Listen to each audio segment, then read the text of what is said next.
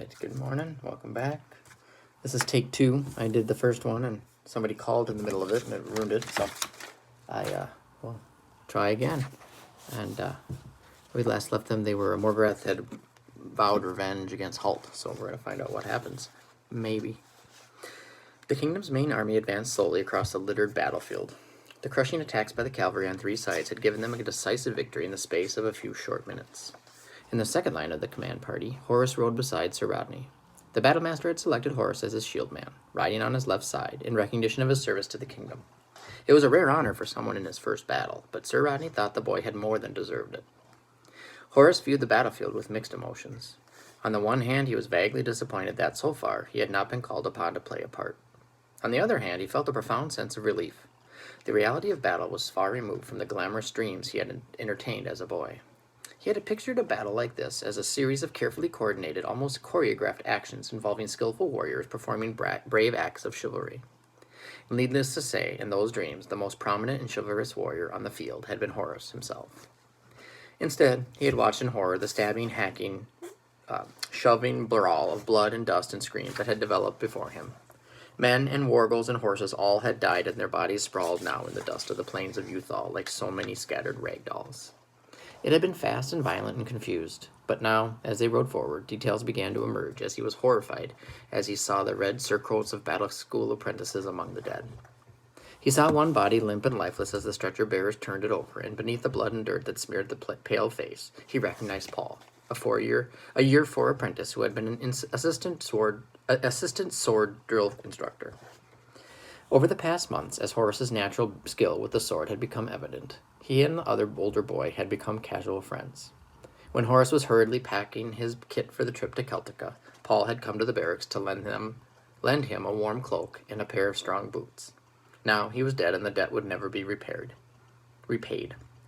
Horus felt a sense of emptiness and loss. He glanced now at Sir Rodney. The battlemaster's grim face told him that it was always this way. Horus's throat was dry and he tried to ease it by swallowing. He felt a sudden stab of doubt. He wondered if he were called upon to fight, whether he would simply freeze in fear. For the first time in his life, it had been driven home to him that people actually died in battles, and this time he could be one of those people. He tried to swallow again. This attempt was no more successful than the last. Morgorath and his remaining soldiers were in defensive formation at the base of the cliffs. The soft marshy ground held the cavalry back, and there was no option but to take the infantry forward and finish the job in bloody hand-to-hand fighting. Any normal enemy commander would have seen the inevitable result by now, and surrendered to spare the lives of his remaining troops. But this was Morgorath, and they knew there would be no negotiating. They steeled themselves for the ugly task ahead of them. It would be a bloody and senseless fight, but there was no alternative. Once and for all, Morgorath's power must be broken. Nevertheless, said Duncan grimly, as his front rank stopped a bare 100 meters from the wargle's defensive half-circle. We'll give him the chance to surrender. He drew breath, about to order his trumpeter to sound the signal for a parley, when there was movement at the front rank of the wargle army.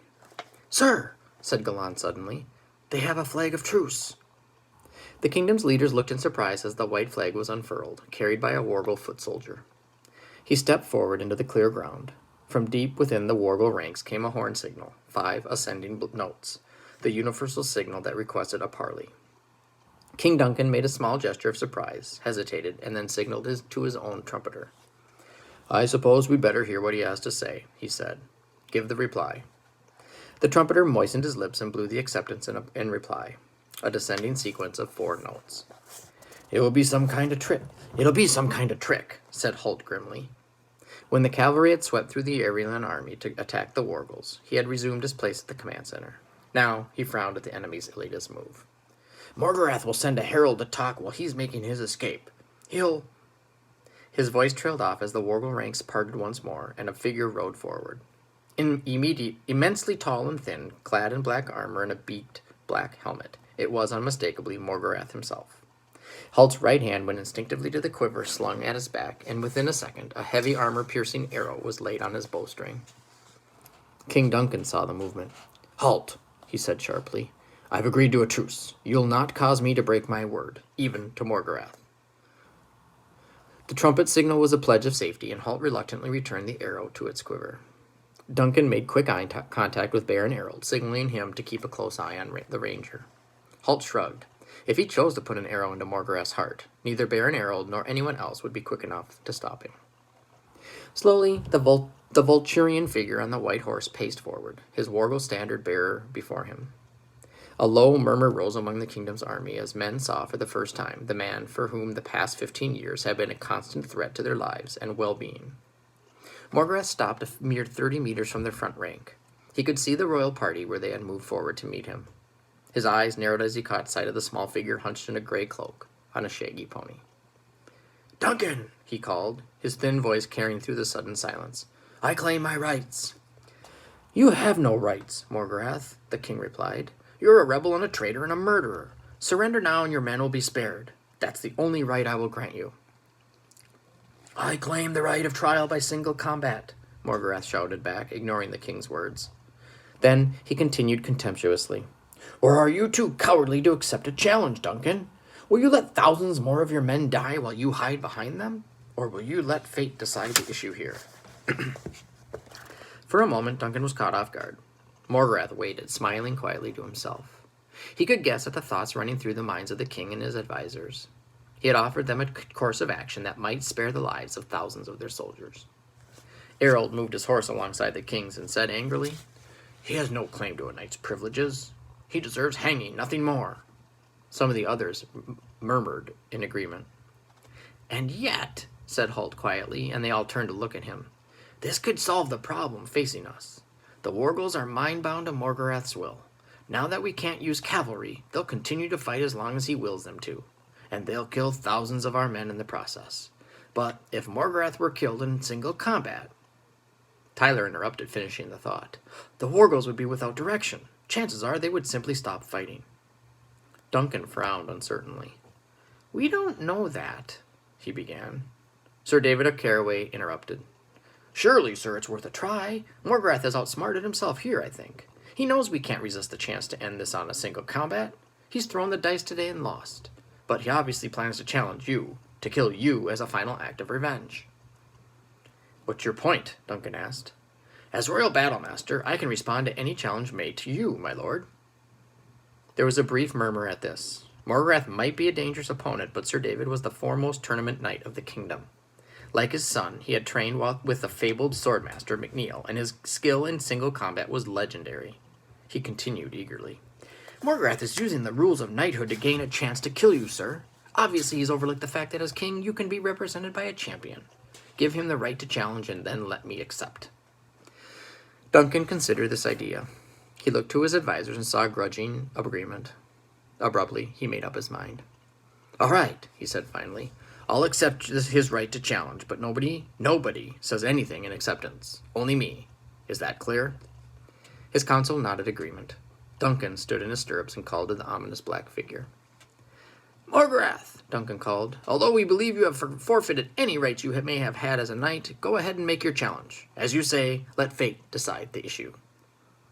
Now Morgorath allowed the smile to creep over his entire face, no longer trying to conceal it from those who watched him. He felt a quick surge of triumph in his chest. Then a cold wash of hatred swept over him as he looked directly at the small, insignificant-looking figure behind the king. "Then, as is my right before God," he said carefully, making sure he used the exact, ancient words of challenge, "and before all here present, I do so make my challenge to prove my cause right and just to—" He couldn't help hesitating and savoring the moment for a second. "Halt the Ranger!" There was a stunned silence, and then as Halt urged Abelard forward to accept the challenge, Duncan's penetrating cry of "No!" stopped him. His eyes glittered fiercely. "I'll take my chance, my lord," he said grimly. But Duncan threw out an arm to stop him from moving forward. "Halt is not a knight. You cannot challenge him," he called urgently. Morgorath shrugged.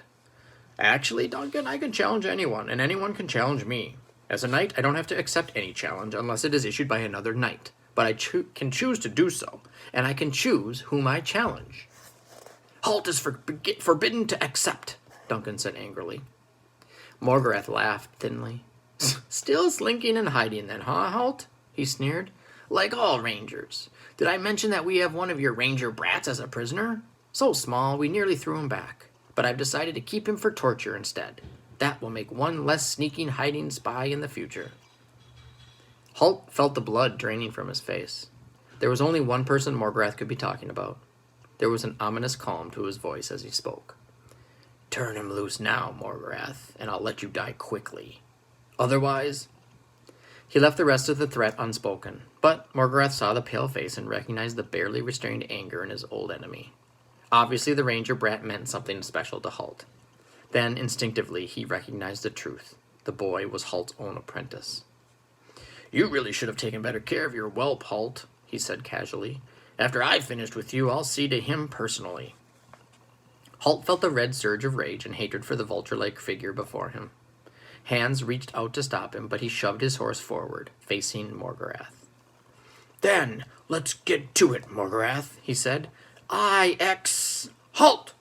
I command you to stop, Duncan shouted, drowning him out. But then all eyes were drawn to a sudden movement from the second rank of the army. A mounted figure burst clear, covering the short distance to Morgorath in a heartbeat. The Lord of Rain and Night reached for his sword, then realized the newcomer's own weapon was sheathed. Instead, his right arm drew back, and he hurled his gauntlet into Morgorath's thin face. Morgorath, he yelled, his young voice cracking. I challenge you to single combat.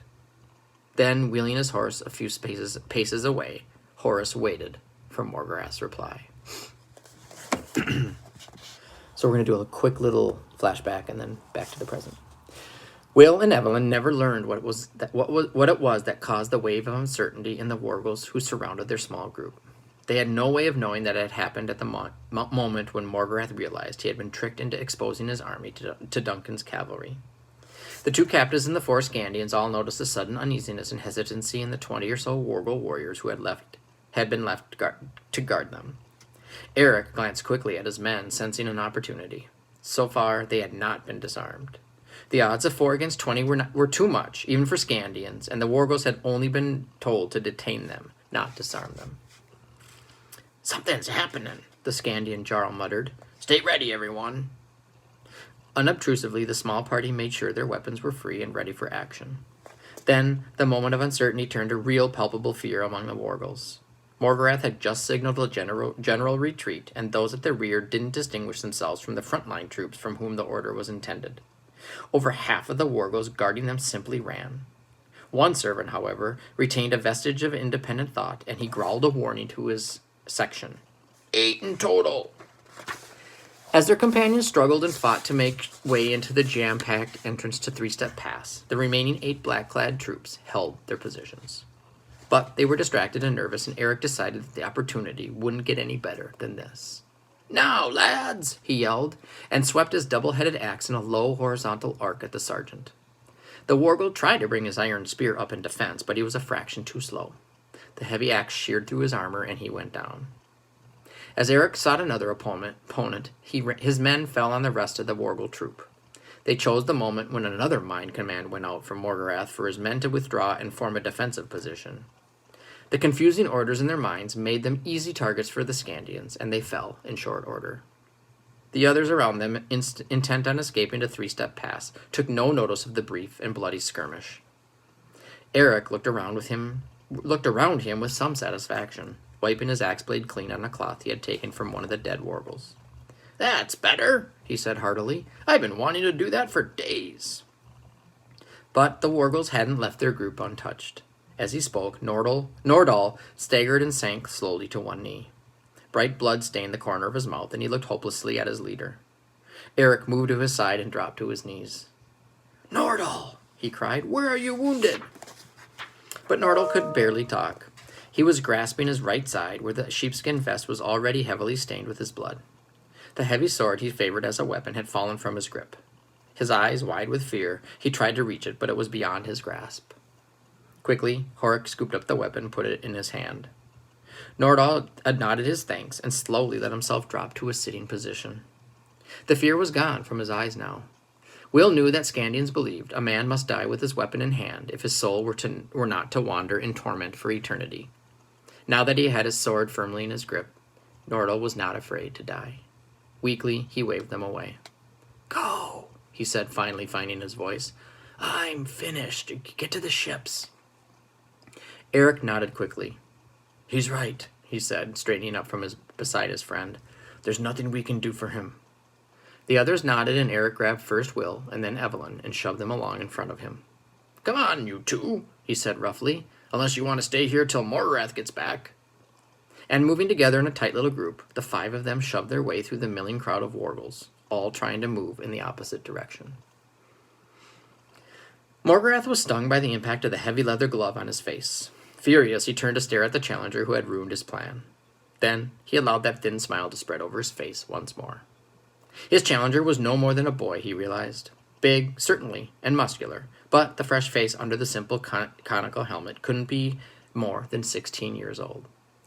Before the startled members of the King's Council could react, he replied swiftly, I accept the challenge. He was a second ahead of Duncan's furious cry, No, I forbid it! Realizing he was too late, he sought desperately for a way to prevent this one-sided contest. He forced himself to laugh scornfully at the black-clad figure. Really, Morgorath? Is this your nightly challenge? You want to fight an apprentice, a mere boy? I've always known you as a treacherous swine, but at least I never doubted your courage. Now I see you've turned coward as well as traitor. Morgorath smiled sardonically at the king before he answered. Is that the best you can do, Duncan? He asked. Do you really think I'll fall for such a transparent ploy? Do you believe I care what you and your toadies think of me? I'll fight the boy, and I'll do it gladly. As you know, once a challenge is given and accepted, there can be no withdrawal. He was right, of course. The strict rules of chivalry and knighthood, by which they all had sworn solemn oaths to be bound, did decree just that. Morgorath smiled now at the boy beside him. He would make short work of him, and the boy's quick death would serve to infuriate Halt even more. Halt, meanwhile, watched the Lord of Rain and Night through his slitted eyes. Morgorath, you're already a dead man, he muttered. Halt felt a firm hand on his arm, and he turned to look into Sir David's grim eyes. The battlemaster had his sword drawn, resting over his right shoulder. The boy will have to take his chances, Halt, he said. What chances? He has no chance, Halt replied. Sir David acknowledged the fact sadly. Be that as it may, you can't interfere in this combat. I'll stop you if I think you're going to try. Don't make me do that. We've been friends far too long. He held Halt's angry gaze for a few seconds. Then the ranger agreed bitterly. He knew the knight wasn't bluffing. The codes of chivalry meant everything to him. The byplay hadn't been lost on Morgorath. He was confident that the moment the boy fell, Halt would accept his original challenge, king's orders or no king's orders, and then at last, Morgorath would know the satisfaction of killing his old, hated enemy before his own world came crashing down around him. He turned now to Horace. What weapons, boy? He said in an insulting tone. How do you choose to fight? Horace's face was white and stained with fear. For a moment his voice was trapped inside his throat. He wasn't sure what had come over him when he had galloped forward and issued his challenge. It certainly wasn't something he had planned. A red rage had overtaken him, and he had found himself out there here in front of the entire army, throwing his gauntlet into Morgorath's startled face. Then he thought of Morgorath's threat to Will, and how he had been forced to leave his friend at the bridge, and he managed at last to speak. As we are, he said. Both of them carried swords. In addition, Morgorath's long, kite-shaped shield hung at his saddle, and Horace carried his round buckler slung on his back. But Morgorath's sword was a two-handed broadsword, nearly a foot longer than the standard cavalry sword Horace carried. Morgorath turned now to call once more to Duncan. The whelp chooses to fight as we are. You'll stand by the rules of conduct, I assume, Duncan, he said. You'll fight unmolested, Duncan agreed in a bitter tone. Those were the rules of single combat. Morgorath nodded and made a mocking bow in the king's direction. Just be sure that murderous ranger Halt understands that, he said, continuing his plan of driving Halt to a cold fury. I know he has little knowledge of the rules of knighthood and chivalry. Morgorath, said Duncan coldly, don't try to pretend that what you're doing has any connection with real chivalry. I ask you one more time, spare the boy's life. Morgorath feigned a surprised expression. Spare him, your majesty? He's a lump of a boy, big for his age. Who knows? You might be better served asking him to spare me. If you must persist with murder, that's your choice, Morgorath, but save us your sarcasm, said Duncan. Again, Morgorath made that mocking bow. Then he said casually over his shoulders to Horace, Are you ready, boy? Horace swallowed once, then nodded. Yes, he said. It was Galan who saw what was coming and managed to shout a warning just in time. The huge broadsword had snaked out of its scabbard with incredible speed, and Morgorath swung it backhanded at the boy beside him. Warned by the shout, Horus rolled to one side, the blade hissing inches above his head. In the same movement, Morgorath had set spurs to his dead white horse and was galloping away, reaching for his shield and settling it on his left arm. His mocking laughter carried back to Horus as the boy recovered. "Then let's get started," he laughed, and Horus felt his throat go dry as he realized he was now fighting for his life. Dun, dun, dun. Good place to stop. All right, we're at the top of that plot mountain, I think. We're at the turning point, so here we go. Have a good day.